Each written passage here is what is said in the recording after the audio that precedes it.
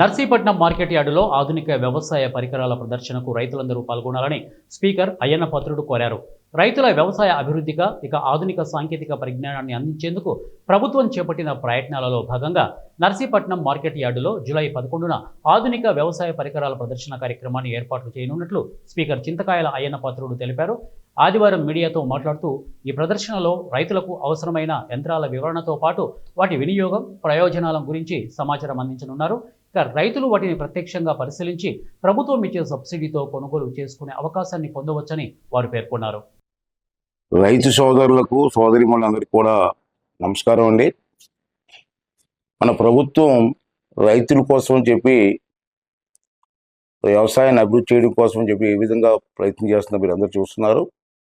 దాంట్లో కూడా ఆధునిక యంత్రాలతో వ్యవసాయం చేస్తే గిట్టుబాటు అవుతుందనే ఉద్దేశంతో మన నాయకులు చంద్రబాబు నాయుడు గారు కొత్త రకాలైన పనిముట్లని మార్కెట్లోకి తీసుకురావడం జరుగుతుంది. అంచేత అదేవిధంగా ఈ నెల 11వ తారీఖున అంటే శుక్రవారం నాడు ఉదయం 10 గంటలకి నర్సీపట్నం మార్కెట్ యార్డ్లో ఈ పరికరాలన్నీ తీసుకొచ్చి ఎగ్జిబిషన్ ఏర్పాటు చేసాం. అంచేత ఈ ఎగ్జిబిషన్ చూడడం కోసం రైతులందరూ రావాల్సింది కోరుతున్నాను.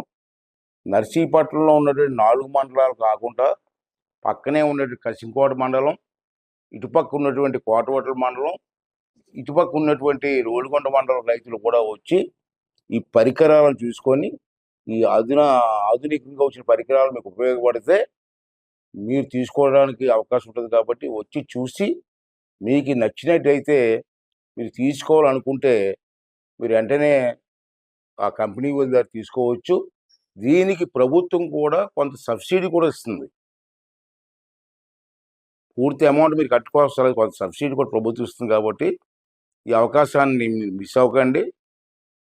ఈ యంత్రాలను కొనుగోలు చేస్తే మన వ్యవసాయం అభివృద్ధి చెందడానికి మంచి అవకాశం ఉంది. కాబట్టి